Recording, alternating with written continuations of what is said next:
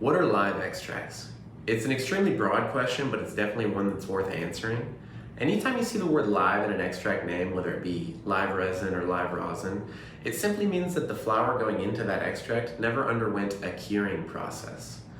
If you've ever grown a plant of your own, you know that when your flower is ready for harvest, your flower is not ready to smoke. You have to cure it first. The curing process is a process of aging and drying the flower to fine-tune the moisture content, as well as remove the chlorophylls and sugars before consumption. There's more than one way to cure your flower, and many growers have their own preferred curing methods. It is an extremely important part in the growth cycle, and if it's done improperly, it can really leave your flower smelling and tasting like nothing. Although the curing process is extremely necessary, it is really hard on the terpenes in the flower. You can actually lose about 50% of your terpene concentration through evaporation during the cure.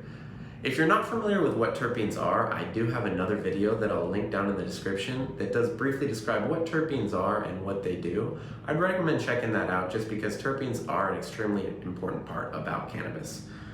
With live extracts, to keep the terpenes preserved, the flower is frozen immediately after being cut down, and it's kept at a sub-frozen temperature throughout the extraction process. This is why you might hear terms like fresh frozen material or whole plant fresh frozen. Fresh frozen material is exactly what it sounds like. It's just going to be material that was frozen immediately after being chopped down. And by skipping out on this curing process, extractors are able to obtain a much higher concentration of terpenes in their extract.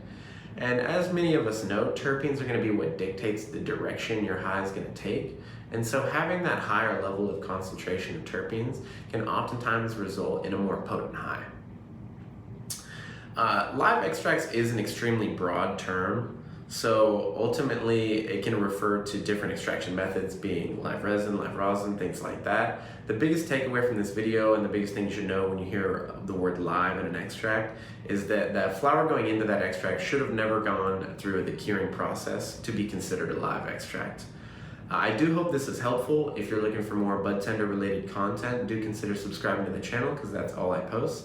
If you found this video helpful, do give it a thumbs up on your way out, and as always, thank you for watching.